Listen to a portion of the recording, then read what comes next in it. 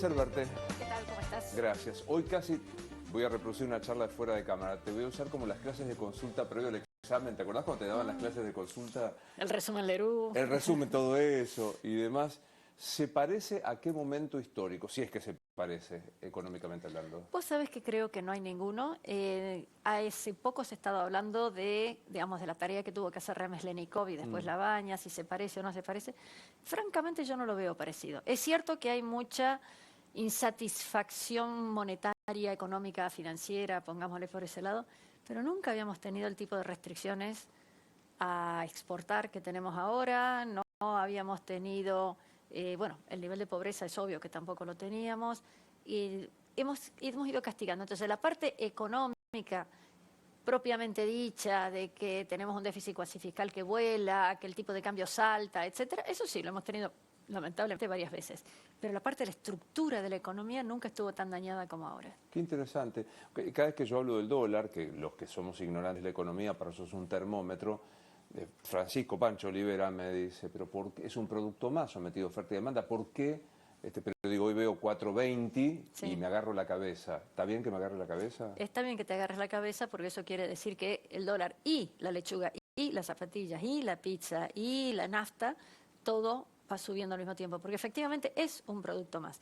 Lo que pasa es que como es un producto muy representativo, bueno, el gobierno le pone un montón de restricciones adicionales a lo que pondrías en otra. O sea, hoy no tenés cepo para comprar tomates, sí tenés para comprar dólares. Hay todo un mito de que si es legal o ilegal, que digamos que y el peor de los mitos es que los dólares son del gobierno.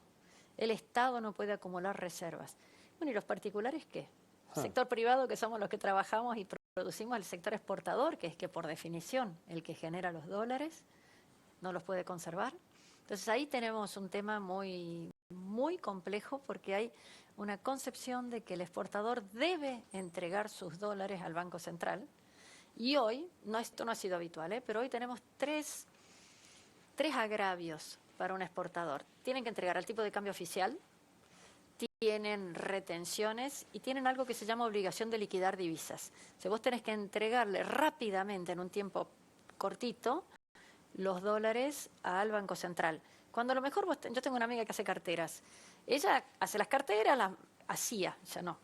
Las mandaba afuera y hasta que su cliente no las vendió, no le pagaba. Claro. Bueno, y ese periodo de tiempo es bastante más largo que el Banco Central te exige que las traigas. Entonces ahí hay una serie de distorsiones que se hacen muy difíciles. Para mercados como los de cereales, ya es muy ágil, etcétera, las propias exportadoras tienen financiación, pero para todo lo que sea un nuevo mercado, un nuevo cliente, nadie te paga anticipado. Todo el mundo dice, déjame ver qué es esto, déjame que lo pruebe, a ver si le gusta a mis clientes y recién te lo pago. Eso, y aparte, tiene una lógica comercial irrefutable, ¿no? Bueno, pero por ejemplo, ahora con el dólar soja, eso no está. Es todo lo contrario. Fíjate, mira, el dólar soja, que uno dice, le dan un dólar a 300, tiene un montón de consecuencias económicas y monetarias que hablamos, pero básicamente la resolución del dólar soja son 10 páginas. Entonces, restricciones de acá, restricciones de allá, que tenés que hacer esto, que tenés que hacer lo otro, que no podés hacer esto o lo otro. Entonces, es tan complicado ver qué empresa entra dentro de esa categoría, además de que han excluido sectores completos, por ejemplo, sector ganadería, vacuna, porcina y aviar, todo lo que sea lácteos, no está incluido. Entonces, vos decís, bueno, pero mis insumos sí van subiendo y tengo que seguir vendiendo a 2.20 en menos tensiones. Entonces complica mucho. O sea, pero es todo un concepto muy complejo. O sea, no es que vende tu dólar al mejor precio que puedas. Si vas por un arbolito en la calle que querés comprar o vender, te fijas en 1, 2 o 3 cuál te va mejor y ya está. Y ahí vas. Y en cambio esto tiene una serie de restricciones muy fuertes. Razón por la cual cada vez entran menos dólares. Dijiste algo que es muy interesante, me parece que no se parece a ninguna historia, a ningún momento histórico por este encepamiento, por decirlo de alguna manera. ¿Se parece a alguna otra economía en el mundo? ¿Pasó esto que nos pasa acá en algún otro lugar? ¿O pasa? Ha habido restricciones fuertes en otras economías, pero no tanto, y termina siempre en una forma en donde o la economía se va apagando, cada vez hay una sensación de desaliento, de recesión, de la cual no se sale, o con una explosión. Nosotros hemos tenido fuertes restricciones en muchas economías de guerra, por ejemplo, la Segunda Guerra Mundial, tenías que entregar hasta las ollas para que Claro, pudieran sí. hacer municiones. Sí, sí. Pero no estamos en guerra.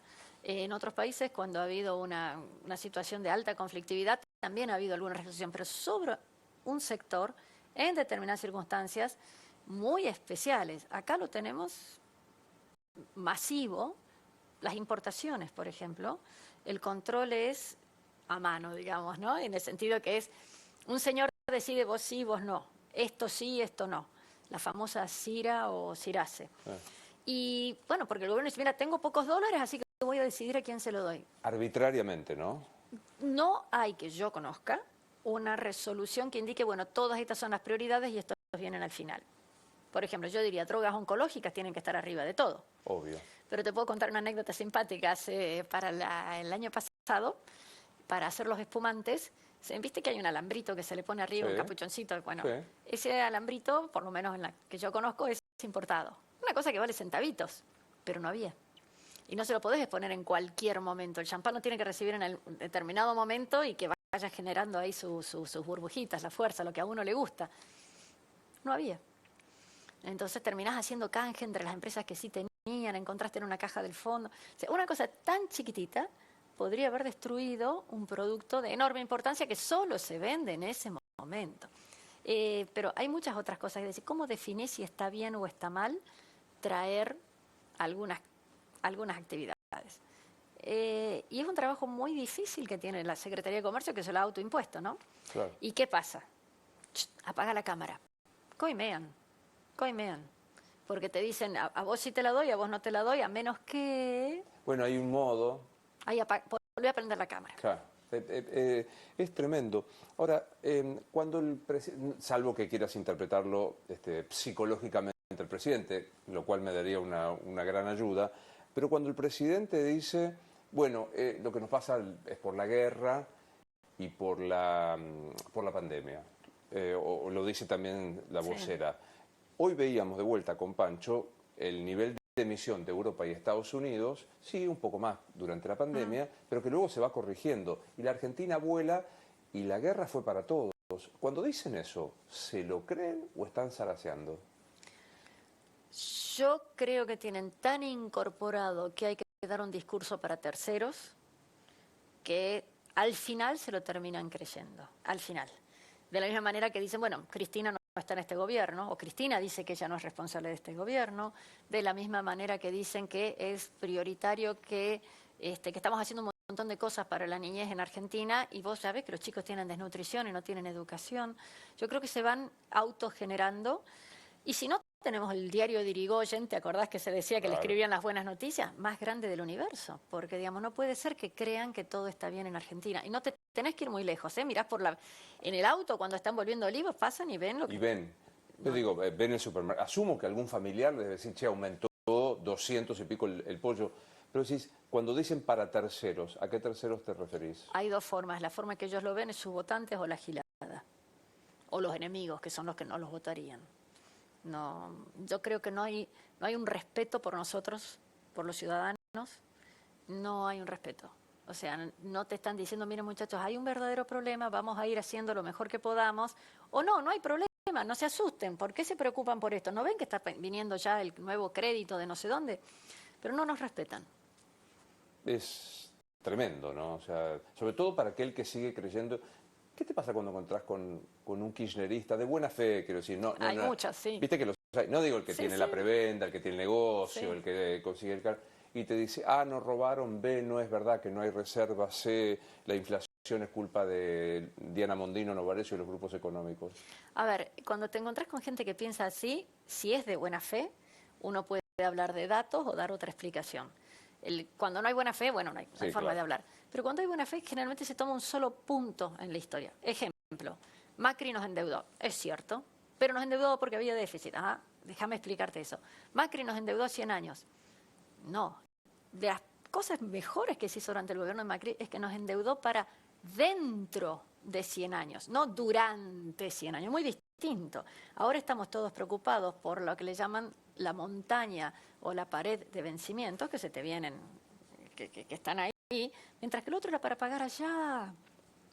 Cuando decís eso, dice, ¿en serio me estás diciendo? Sí, mira, Y ahí, en ese tema, bueno, quedan convencidos. No necesariamente van a quedar convencidos en todo, porque bueno, uno tiene distintas percepciones. A mí lo que me da la sensación es que hay mucha gente que de verdad cree que la única posibilidad de que algo mejore es si lo hace el Estado. Y eso a mí me parece que es un disparate. Primero porque estás dejando tu propia responsabilidad en el camino, ¿no? O sea, digamos, es como cuando a mis hijos les iba mal en una prueba, diciendo a los demás también le fue mal. No, pará, Bueno, claro. vos tenías que estudiar. O sea, y hubo alguien que se sacaron 10, sí, la fulana y la mengana. Ah, ¿no será que ya sí estudiaron? Bueno, acá nos está pasando de delegar en el Estado una cantidad de responsabilidades que no parecen razonables, ¿no? Y asumís que todo debe ser hecho así. Pues te pongo un ejemplo económico grande, el gasoducto. Argentina podría haber empezado a desarrollar Vaca Muerta de 2007-2008, recién estamos empezando, por muchas razones, y el gasoducto bendito, ¿por qué tiene que ser estatal? Porque ¿quién va a ganar plata con eso? ¿Quién va a manejar ese gasoducto? ¿Quién va a vender el gas? ¿Quién lo va a comprar? ¿Por qué estatal? Justamente, si eso es un negocio, deja que se lo paguen, lo estamos pagando entre todos los argentinos para que hagan negocio algunos. Entonces la respuesta es, bueno, no, pero el Estado les va a cobrar impuestos, por supuesto, y probablemente les cobraría aún más impuestos si cada uno lo hubiera hecho hace un tiempo, lo hiciera más barato, lo hiciera más rápido, etcétera, y sabrían discutir qué hacer. Ese Ahora, es un ejemplo simple. Claro, pero ahí hay una cuestión filosófica o de viveza. Filosófica, los que dicen el Estado, el igualador, el que nos da las mismas posibilidades y demás, que podría ser ideológico.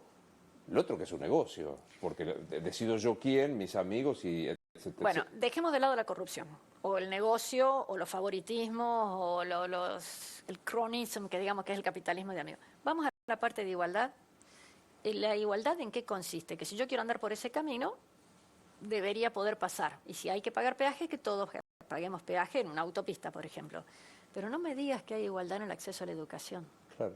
No me digas que hay igualdad en las posibilidades de participar en un deporte. No me digas que hay igualdad en una persona que tenga un talento musical, que pueda acceder a instrumentos musicales. Cuando yo era chica y estudiaba en el conservatorio, teníamos instrumentos para todo. Ahora, si no lo tenés vos, No podés. no podés. Entonces, ¿dónde está la igualdad? ¿Dónde está la igualdad? No, aparte digo, hay algo empíricamente probado que es la seguridad supuestamente está en manos del Estado, pero la ha privatizado de hecho, porque si no tenés cámaras, alarmas, etcétera. Sí. La educación lo mismo, y etcétera, etcétera. Pero es que eso es absurdo, porque hay 3 funciones que tiene el Estado básicas. Indiscutible, me parece. Indiscutibles, que son defensa, seguridad y justicia. O sea, defendamos a los que estamos viviendo en este país de ataques del exterior, que sería defensa, de problemas entre nosotros, que es la seguridad, y de la justicia cuando es algún otro problema. Esos son las 3. Además, cualquier sociedad moderna hace un gran esfuerzo en generar, en disponer de salud y educación, no necesariamente gratuita, pero que haya disponibilidad de educación y salud para todo el mundo. Después tenés además infraestructura, pero la infraestructura podría ser privada en su mayoría, qué sé yo, los puertos de Rosario son privados, ¿no? Una cosa es que tengas que tener el permiso para hacer un puerto en esta esquina para que no molestes a otro, que las mareas, que el agua, que qué sé yo, y otra cosa es que se tenga que hacer hecho de esa manera. Y salud y educación, que son 2 temas monumentalmente importantes, porque es todo el futuro del país. Mira, vos tenés chicos hoy que no están comiendo, con problemas, no digo que se van a morir de hambre, pero digamos con serios problemas de nutrición. Si ese chico no tiene nutrición, mal puede tener educación. Si tiene nutrición y sin educación, ¿de qué va a trabajar más adelante? Además de lo que ha cambiado el mundo. Es una condena definitiva. Claro, entonces todos estamos muy preocupados por los futuros jubilados, ¿no? ¿Quién nos va a pagar? Todos estamos aún más preocupados por los actuales jubilados, que están cobrando así de poquitito. ¿Y estos chicos? ¿Estos chicos de qué van a poder trabajar? ¿Cuándo van a poder trabajar? Si no están teniendo capacitación y educación mínima. Es cierto, la asignación universal por hijo, la tarjeta alimentar, estaría orientado a cubrir ciertas necesidades básicas, ¿no? Pero medio como dijeron, bueno, tomá, la plata arreglate. No hay todo un tejido social que te contribuya a trabajar en eso. Los chicos comen en comedor prácticamente todos los días del año. No es que, uy, qué lindo que coman con la familia, eso obviamente sería el ideal. Claro. Pero sino simplemente que no hay otra forma de satisfacer eso. Vamos a la facultad. ¿Hay una encuadramiento teórico del kirchnerismo desde el punto de vista económico es que, si viene siempre por el ejemplo, viene un neozelandés. Doctora Mondino, ¿me dice qué es el kirchnerismo económicamente hablando? Digamos, es populismo, demagogia y se parece más a un sultanato, el kirchnerato, o sea, en donde hay una absoluta concentración de las decisiones. Eso sería la forma más, digamos, más pedestre de explicarlo. Y si no, podemos ir a las categorías, creo que fue Aristóteles, no me acuerdo, que había identificado las formas de gobierno y su degradación. Platón. Platón, bueno. La democracia, sí, la aristocracia claro. y la monarquía. La democracia nos estamos degenerando en demagogia.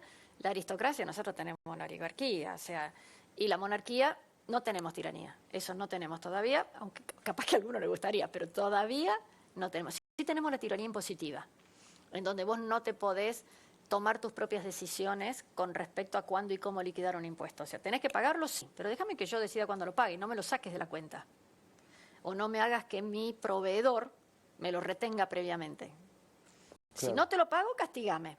Pero no supongas previamente que tal vez yo no te lo pagaría y por lo tanto me lo quitas antes de que yo haya cobrado. Sí, estás hablando con un autónomo.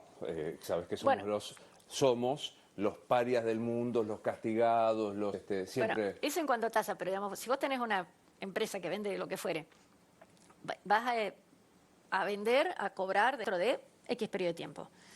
Vos tenés que pagar el IVA probablemente antes de que cobres.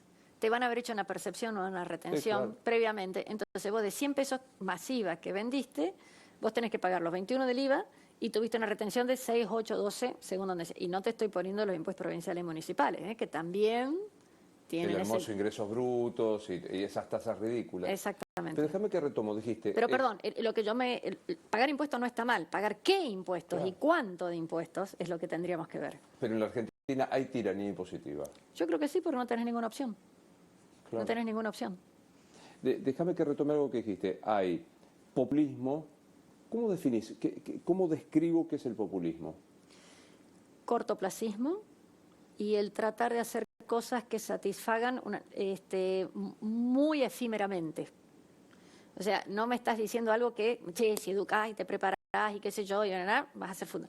Fíjate que en el fútbol no existe. Un pibito sabe que tiene que practicar y practicar y practicar y va a empezar como un cebollita y va a llegar. Nadie dice que vas a llegar a jugar como Messi, por empezar, Messi hay uno solo, ¿no? Pero no vas a llegar a la primera división del club de tu barrio a menos que hayas hecho un montón de cosas. Acá te dicen, cualquiera puede. Estás en un municipio y contratás a la hija del primo del sobrino de secretario de Obras Públicas. Y vos decís, pará, tiene que haber algún tipo de conocimiento previo para poder hacer esas cosas. Dijiste populismo, el kirchnerismo es populismo y una segunda calificación que se me escapó. Si querés explicarle a un extranjero es más fácil hablar de kirchnerato, asimilándolo a un sultanato, en donde hay alguien que toma las decisiones porque es dueño. Es distinto a una monarquía. En las monarquías de antes, no las constitucionales que tenemos ahora. En ese momento vos tenías gente que tomaba las mejores decisiones, pero era el dueño de las cosas. En otros países, un sultanato son los dueños. Fíjate todas las empresas que están en manos, directa o indirectamente, de gente que está vinculada al poder. Sí, literal, hay que repasarlas con este tema. ¿Hubo algún momento, viste que Cristina dice podemos volver a hacer, negando su participación en estos 4 años, en el discurso cuando le dieron el honoris causa? 20 años, perdón. No, sin no los son 4, son 20. Claro, pero sin los 4 de Macri son 20. Ah, bueno. Okay. No, digo, pero ella estos 4 años no gestionó. No es la vicepresidenta, el ministro de Interior no es propio, el de Justicia, las cajas, etcétera, etcétera. Las cartas, los videos, y podríamos seguir diciendo. Pero ella dice, podemos volver a hacerlo como lo hicimos en su primera gestión. ¿Fue una gestión exitosa la primera de Cristina? Mira, mucha gente considera exitosa la primera de Néstor, más que la primera de Cristina. La primera de Néstor tuvimos los famosos superávit gemelos, que se debieron a circunstancias muy particulares. Básicamente, la situación del 2002-2003, que había estado complejo, en donde con soja que ya estaba sembrada y insumos ya pagados, el dólar pasó de 1 a 3. Entonces había una ganancia extraordinaria y se cobraron retenciones. El problema es que a la siguiente cosecha ya los costos no habían sido pagados, ya lo tenían que pagar todo a 3. No se estaba pagando la deuda externa. Estuvimos consumiendo el capital, por ejemplo, energético, en donde se dejaron de hacer todo tipo de inversiones en energía. Entonces fuiste consumiendo un poquito el capital y tuviste un escenario de precios internacionales maravilloso. Eso con el tiempo fue menos maravilloso, pero sobre todo porque se aumentó el gasto público en forma excepcional. Mira, el promedio de gasto público en Argentina, hasta Carlos Menem, recién había subido hasta el 23, 25% del PBI. Y si nos vamos 10, 20, 30 años para atrás, o hasta Roca, veníamos del 6%. Pero bueno, no importa. Era 20 y algo en los últimos 10, 15, 20 años. Enseguida pasó el 40 y algo. O sea, el Estado comenzó a gastar mucho más en proporción al resto de la economía. Y vos decís, bueno, si te pagan mucho por la soja y los impuestos, si te pagan mucho por lo que fuere, podés, pero se empezó a gastar en forma lo que se llama gasto corriente, básicamente en sueldos, pero no sueldos de maestros y policías. Primero porque no hay muchos y segundo porque ganan muy mal, ¿no? Entonces ahí te está faltando hacer eso. El gobierno de Cristina ya asumió con ese 40 y pico de gasto público de nación, provincia y municipio. No es solo la nación, en donde se sobreexpandió el gasto. Y esto generó un efecto que lo vivimos muy duramente ahora, que es que como para mantener ese nivel de gasto y acabado el dulce transitorio que fue los altos precios de los commodities, que hasta el 2008 estuvo y después empezó a caer, tuviste una situación muy particular que es, ay, qué tristeza decirlo, que tanto impuesto empezó a asfixiar a las empresas. Las empresas comenzaron a contratar menos gente. Como se contrataba menos gente, se empezó a castigar a las empresas con indemnizaciones altas. Las dobles, la imposibilidad. Sí, claro. Bueno, las dobles son más recientes, ¿no? Pero digamos, con mucha restricción para modificar la cantidad de personal que tenías. Había menos contratación de gente porque no había rentabilidad, entonces el gobierno empezó a absorber a toda esa gente con empleo público. Igual que el gasto público se duplicó, el empleo público también subió masivamente, sin duplicarse, pero aumentó un 50-60%. Y esa gente no necesariamente estaba en algo productivo. Entonces, pagás muchos impuestos para que otra gente haga algo que no es muy productivo. Las normas legales se van poniendo cada vez más complejas y es un perro que se muerde la cola, ¿no? Porque la gente dice, che, si lo echan del Estado, ¿a dónde va a ir a trabajar este pobre señor? Y el del sector privado dicen, yo no puedo contratar a más nadie, no me dan los resultados para que valga la pena contratar a alguien más. Entonces hemos creado una situación ahí que está absolutamente trabada. Gente que se podría ir a otro lugar, capaz que le encantaría ir a otro lugar, capaz que estaría capacitado para ir a otro lugar, pero no hay quien lo contrate. Y para pagarle a le cobras tantos impuestos al que podría contratarlo que nos hemos metido en un embrollo espantoso. ¿Que tiene solución? Voy a esto. Salvo que me digas que sos la candidata a vicepresidente Milei. Yo te digo cómo se solucionan las cosas y al que le guste, que le vea si se pueden hacer ¿Pero algo. es un disparate eso que por ahí leo? Que me dicen, o es un invento, ¿viste? Los periodistas somos así. Los periodistas son así.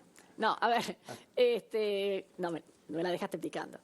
No, en un programa de televisión dijo eso y un periodista dijo, sí, la que encaja en esa descripción es Diana. Pero Javier fue absolutamente taxativo que todos sus miembros va a darlo a conocer recién en el último minuto.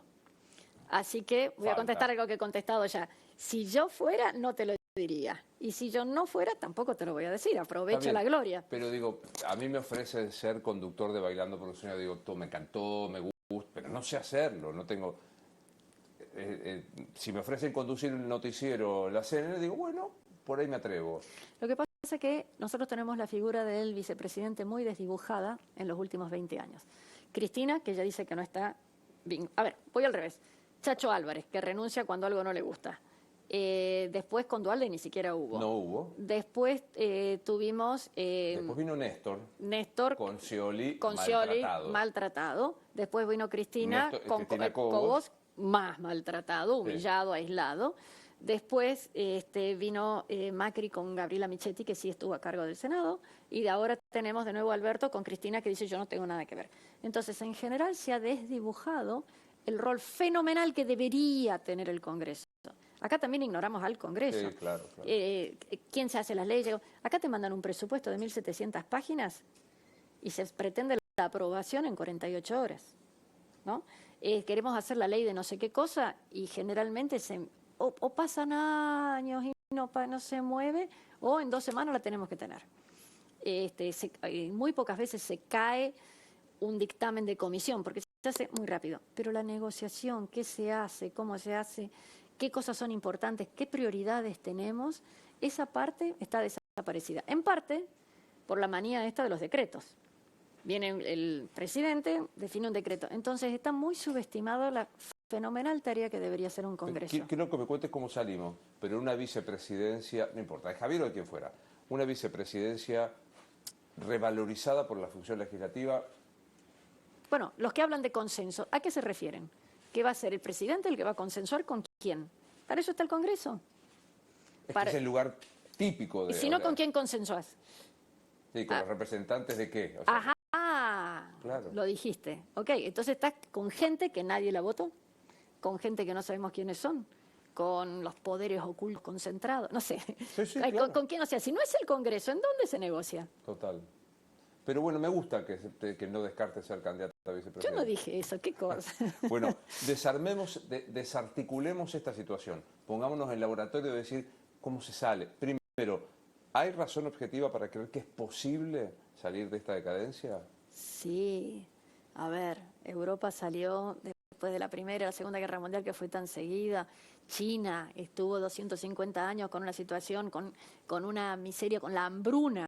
En la época de Mao, 45 millones de personas murieron de hambre. ¿Cómo no vas a poder salir? El asunto es cuánto tardás y cuánto crees, que si son 2 minutos, que si es mágico y que sale así. Hay que poner reglas de juego claras y, bueno, pero más que claras, conocidas, porque acá las reglas de juego te las van cambiando. Pero a ver, ¿qué podemos hacer?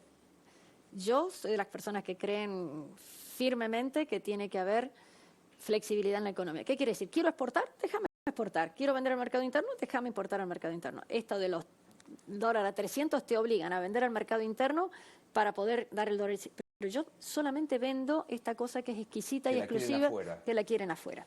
Es cerezas, que te la compran en China en febrero para el mercado, no sé qué, que te lo pagan fortunas. ¿Cómo que lo tengo que vender internamente? Además no es la época, ¿no? Entonces, lo que tenemos que dejar es que alguien busque los mejores mercados posibles. Y si Cancillería ayuda, mucho mejor.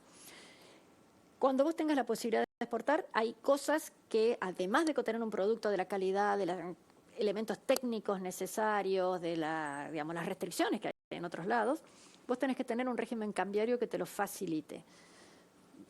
Hay gente que está hablando de dolarización, de libertad de moneda. Yo te digo algo más simplecito nomás.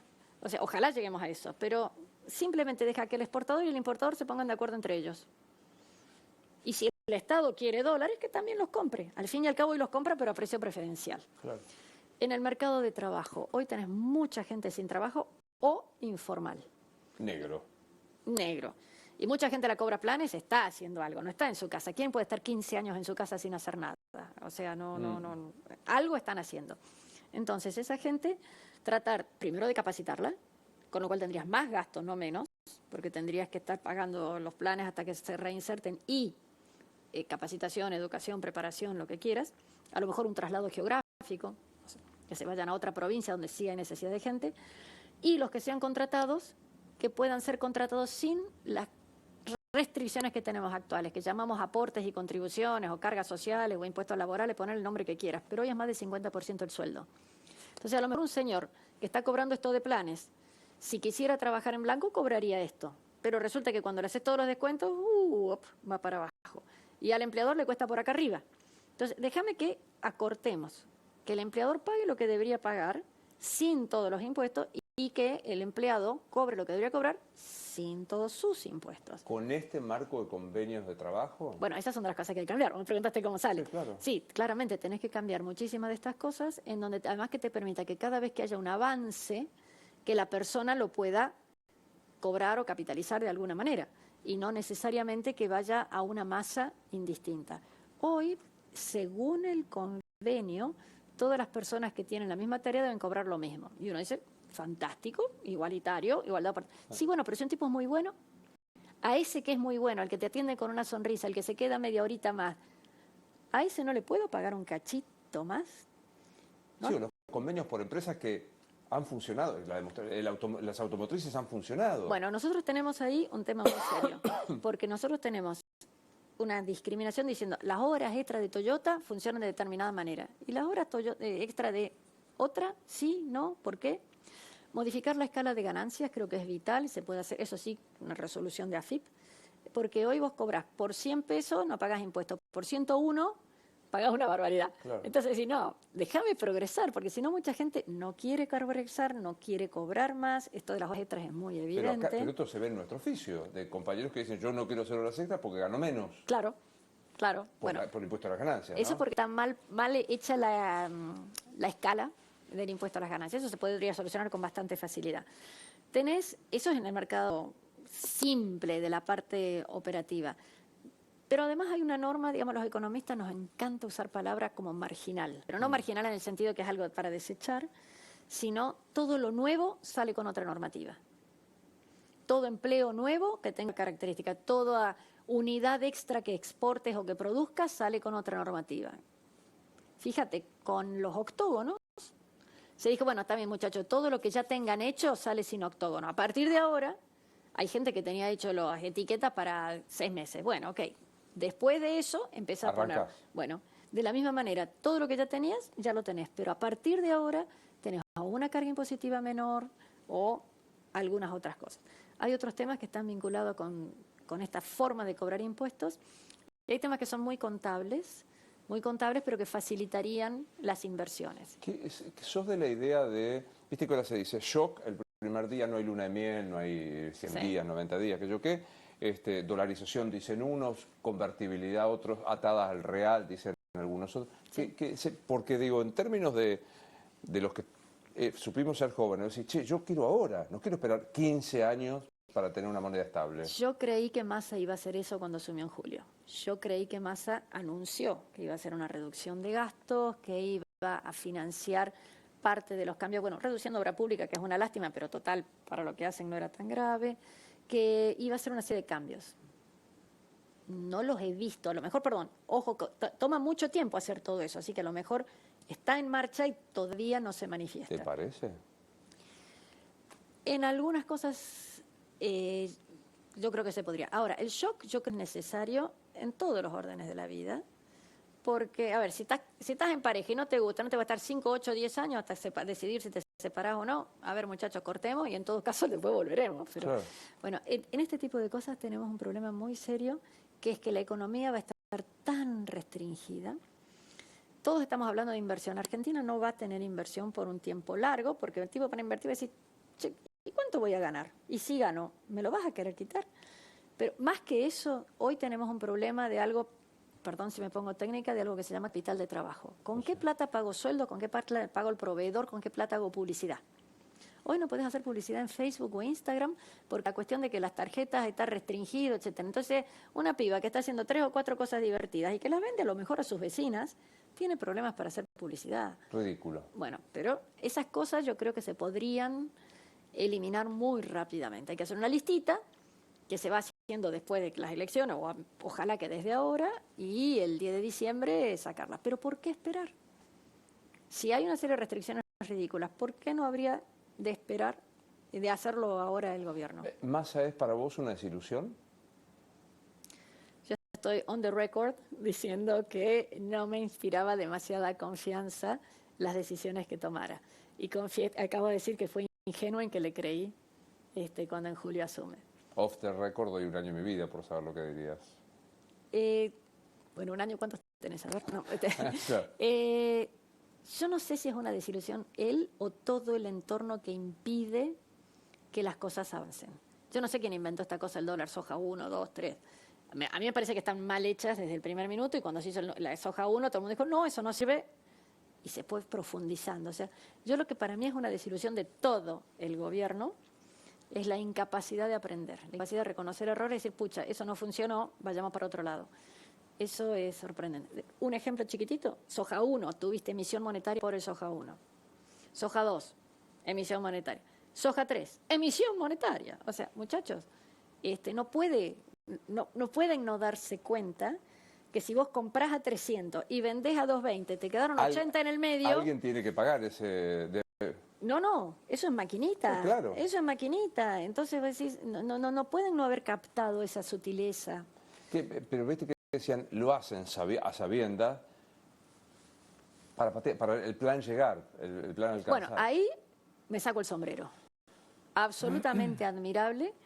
Todo el gobierno no está haciendo las cosas que a mí me gustarían desde el punto de vista de lograr que Argentina pueda crecer, pero sí están preservando la marca kirchnerismo, sí están preservando algunas figuras, particularmente Cristina, pero digamos al propio Massa, en donde no son responsables de nada y en donde efectivamente van a lograr ir acercándose.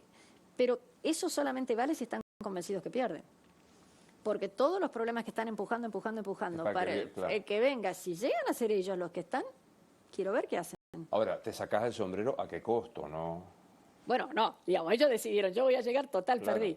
En ese sentido están logrando transmitir a sus votantes que los problemas son del supermercado chino, de los poderes concentrados, de de lo que sea. Concentrado. De lo que fuere. Cuando Tombolini dice eso, no se lo cree. O sea, en el fondo, es un tipo que viene de la facultad, que estudió. Sí, y además es una persona extremadamente agradable. Yo creo que se ven forzados a decir eso. Que se ven, la circunstancia los lleva a decir eso.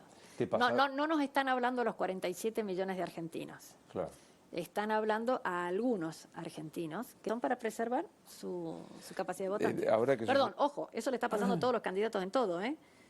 El que habla dentro de la oposición, cada uno de los que está hablando a su núcleo. Bueno, viste que es el sesgo de confirmación, esta cosa de hablar. Claro, pero yo quiero que nos hablen a nosotros, los que estamos acá trabajando, pagamos sueldo, tratamos de pensar cómo hacer, que educamos a nuestros hijos.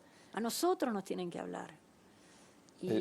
Ahora que sos rocker de la economía, porque te conocen por la tele, porque venís mucho... Hace 15 años que me entrevistan, es verdad, así que lo sé, pero te debe pasar que vas a un lugar y te parece, ¿y qué va a pasar? O la nueva pregunta, te imaginas, me la preguntan a mí, que 2 más 2 me da con decimales, che, llegan hasta diciembre haciendo esto, o sea, haciendo esto que están haciendo.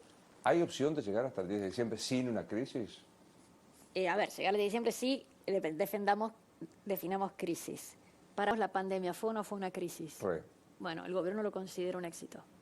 Entonces, definamos qué es una crisis, que no se exporte nada de ganadería y que entonces la carne está barata. Dentro de 2 o 3 o 4 años no va a haber carne, porque claro, la vaca que no quedó preñada ahora no va a tener un ternero el año que viene, con lo cual dentro de 4 años no va a haber. Otra que no va a haber asado. Va a ser terrible.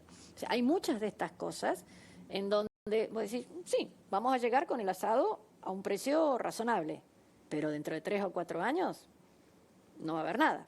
Entonces, ¿a qué le definimos llegar? ¿A qué definimos una crisis? ¿Cuánto estás dispuesto a pagar por eso? Y me parece que hay una diferencia de concepción en qué es lo que es aceptable y qué es lo que nos queda a todos para después. Claro. A ver, ejemplo simplísimo. Todos hemos visto las fotitos de los barquitos chinos en el mar que están, bueno, no sé cuánto se llevan, no sé si se lo están llevando en la época correcta, a lo mejor están haciendo una depredación, no solo porque se llevan el pescado, sino porque se llevan la madre que está desovando, no lo sé. ¿Es crisis o no es crisis? El pescado no lo tenemos, no lo tuvimos nunca, se lo lleva otro, ¿cuál es el problema? Decís, no, es que eso lo podríamos tener nosotros, eso lo podríamos estar trabajando, generando empleo, podríamos estar generando riqueza para todos. Entonces yo decía, en total nunca hubo. Bueno, pero eso es lo que deberíamos estar fomentando. Pongo ese ejemplo porque es muy exagerado de algo que nos queda alejado. Que la tasa de, digamos, que el rendimiento de soja, maíz, trigo, girasol, algodón, yerba, tabaco, uva, sea menor que hace 5 años. Y no es la sequía. No es crisis, claro. Eso es crisis. O sea, ¿qué más vas a esperar? Mira, yo voy con cierta frecuencia a Mendoza. Los viñedos abandonados. Y desde que alguien decide hacer un viñedo hasta que ese viñedo está en condiciones de dar frutos son años. El que lo abandonó, además de que ya perdió su capital, sus ganas, etcétera, ¿quién va a volver a hacer todo eso? ¿Cuánto tiene que pasar para que alguien esté dispuesto a invertir con semejante horizonte temporal? ¿Qué te pasa cuando escuchás a Álvarez Agis que dice, si gana Milei yo sacaría la plata de los bancos? Que están saliendo ahora la plata de los bancos y entonces necesitan empezar a decir que va a ser culpa de fulano. Que me explique que Milei todavía no ha habido elección y van a ser en octubre, ¿por qué está sacando la gente hoy la plata de los bancos? que me explique por qué el Banco Central está sacando la plata de los bancos. Porque el Banco Central, cuando usa las reservas de los argentinos, no las reservas, sino, digamos, los depósitos de los bancos en el Banco Central, de aquellos depósitos que sean en dólares, los está usando el Banco Central. Y lo saca. Sí, señor. Y todavía Milei se va a quedar pelado antes de que eso ocurra. ¿Sos de las que dicen técnicamente, ¿se terminaron las reservas? No se terminaron. Estamos en reservas negativas. Eso es muy fácil de comprobar, se publica todos los días. Lo que pasa es que las reservas, a ver, para no asustar al que hasta ahora ha tenido paciencia de escuchar este programa, las reservas hoy están en reservas negativas menos 6.000 y pico millones si vos considerás las que son de libre disponibilidad. El tema es que no se necesitan, ¿no? En el sentido, o el Banco Central considera que no las necesita hoy y que va a poder reponerlas para cuando te la pidan. Es muy frecuente que alguien te dice, toma, guardame un banco, toma, haces un plazo fijo, y el banco no se queda con el dinero. Claro, va y se lo presta a alguien para que se compre una motito. Si todos los que le prestó una motito, casi todos le devuelven, bueno, va a poder comprar. El problema que nosotros tenemos en eso es que el Banco Central por sí no genera recursos propios. El Banco Central depende, para pagar la famosa la que tiene, que son las LELIQ, sí, necesita imprimir más. Y para tener más reservas, necesitaría que haya alguien que venda y que entregue los dólares. Con lo cual también va a tener que imprimir más para comprar los dólares. Ahí es donde se genera un problema grande con el Banco Central. Y esto en reservas negativas, digo, de vuelta, para los legos, es no podemos traer drogas oncológicas. Hoy ya el torniquete sobre las importaciones... No, bueno, todos los días están entrando un poquito de plata por exportaciones y todos los días se está yendo un poquito a importación. El asunto es quién establece las prioridades. De vuelta, lo decíamos al comienzo. Claro, o sea, si le das prioridad a las drogas oncológicas, sí. Pero escúchame, el año pasado el año pasado y el anteaño hemos tenido un festival de traer aviones privados y yates. Y alguien les dio un permiso a esos señores, ¿no? Lo que pasa es que de tanto dar los dólares baratos, en plata de hoy, vos comprás, si te dan el permiso, a 220, y a lo mejor tenías los dólares que los acabas de vender a 400, 420 hoy. Claro. Entonces, hiciste un negocio. Hiciste un negocio y no tanta gente se le ocurrió, che, qué buena idea comprarme un avión, ¿eh? No hay muchos, a lo mejor necesitabas que te den la plata y ni siquiera tenías los anteriores para comprar, porque cuando te la dan, ahí vendes, ¿ok? Entonces, ahí hay temas que no son demasiado transparentes. Que eso, perdón, es una de las claras razones por las cuales el Estado no debe participar en este tipo de cosas, porque el funcionario más honesto del mundo se puede equivocar. Si no es honesto, le va a gustar equivocarse. Entonces, elimina la posibilidad de que tenga que participar un funcionario en esas decisiones. Es un cambio de proceso para que nadie tenga que participar en eso. Estandarizar el qué. Claro. Sin invadir la privacidad, ¿qué edad tienen tus hijos? 32 y 28. ¿Viven acá? Sí, los dos. Y tengo un nietito de 2 años y pico. Te dicen, mamá, ya está, me voy. Los tengo tan amaestrado y mi marido 100 veces más de que los dos se quieren quedar. De hecho, uno vive en el campo, sin conectividad, con electricidad que la pusimos nosotros porque no había, bien gaucho. Bien gaucho. Bien gaucho. Y el otro nada, todo lo contrario, vive en ciudad. Pero los dos todavía... A ver, perdón. Son hijos que han tenido una excelente educación, que digamos, los abrazábamos cuando eran chiquitos, no les pegábamos. No les ha faltado lo básico. No les ha faltado lo básico, han tenido afecto, ahora los dos tienen un trabajo que les gusta, que los llena espiritualmente, pero ven que sus amigos, pero ven que los demás se están yendo y al contrario, uno de mis hijos me dice, mamá, metete en política. Te has pasado toda la vida diciéndome que esto no puede ser, anda y arréglalo. Y yo creo que si seguimos con este nivel, no sé si llamarlo crisis, muchos en el sector privado nos vamos a tener que meter, porque tenemos una forma de hacer las cosas diferente, a ver si logramos cambiar algunas cosas. No sé. ¿Entendés a los coetáneos de tus hijos que dicen, chao, me voy? Lamentablemente sí. Y mucho peor a mis coetáneos, a mis amigas, que le dicen a tus hijos, lo lamento mucho, pero haces bien en irte. Que un chico quiera, que aspire a algo, que quiera crecer. Yo también me fui de Argentina, me fui 2 veces de Argentina. O sea, pero vas buscando algo, lo encontraste y podés volver. Eso es, yo creo que es deseable. Lo que Hasta es, aconsejable, ¿no? claro, buscá, hacé experiencia en otro país, mirá cómo son las cosas en otro lado, o andate a La Rioja y fíjate que no te quejes de tanta cosa porque allá hay cosas mejores y otras cosas peores. Pero ahora hay gente que le está diciendo a sus hijos, no sé si no es mejor que te vayas. Te voy a extrañar, pero no lo quieren retener. ¿Y sabes qué es terrible? Algo espantoso. Los hijos de los ricos, nadie los está reteniendo. Vos dirías, antes fulano que tenía una empresa, el hijo se dedicaba a continuarla. No está pasando masivamente, está en forma creciente, esos chicos también se van. ¿Por qué elegiste ser economista? ¿Por dónde paraba el colectivo? Perdón. Yo quería hacer música y mi padre me dijo, no, che, tenés que estudiar algo, porque la vida, si no fuiste a la universidad, no vas a ser, mis padres son abogados los dos, etcétera. Y yo me inscribí en la época de la guerrilla, a lo cual demuestra mi avanzada edad. Y el colectivo que pasaba por mi casa llegaba hasta donde comienza la ciudad universitaria cordobesa, que es bellísima, que tiene un parque enorme, pero que la Facultad de Ingeniería quedaba allá, que es lo que yo hubiera querido hacer. Y la Facultad de Ciencias Económicas quedaba a 50, 100 metros de la parada de colectivo. Y ahí fue. Y ahí fue. Pero ¿y cuándo te enamoraste? Ah, no, el primer día de clase, como todos los chicos. Mira, ahora soy profesora universitaria, que van con miedo, coloraditos, que no saben qué hacer. El primer día de clase, chico, descubre un mundo diferente. Hay buena materia que no te gusta, puede haber un profesor que es malo, pero descubrís un mundo. Descubrís un mundo. Que después no te vaya bien en la facultad también puede ocurrir, ¿eh? Pero descubriste un montón de cosas que no sabías, que no entendías, que no querías. Bueno, eso es lo bonito de ver otras cosas. ¿Qué soñas para vos cuando seas grande?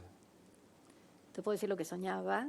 No, yo poder estar mucho tiempo espero que con más nietos. Espero que no sea uno solo. ¿Te genera una cosa, el abuelazgo, una cosa muy especial? ¿Sabes qué es increíble? Eso, ya entramos en la parte que después uno se arrepiente de decir lo que no debería haber dicho. Pero, viste que siempre dicen, los abuelos con los nietos tienen algo increíble. Lo que es increíble es el nieto con el abuelo. Y ya lo he percibido, bueno, en mi caso, pero en muchísimas más. A mi nietito lo veo poco. Que yo esté ansiosa esperándolo es totalmente lógico. El pibito está ansioso esperando a sus abuelos. Eso es precioso. Y ya lo he empezado a percibir en muchísimos lados. Hay algo del nieto hacia el abuelo que es maravilloso. ¿A qué se parece el abrazo con el nieto? No sé, es un dulce de leche calentito, qué sé yo. Es igual o más lindo que con tu propio hijo. Porque no lo tenés que bañar, no lo tenés que enseñar, no lo tenés que hacer la hay una responsabilidad. Yo me voy a ocupar de esto, pero hay... No.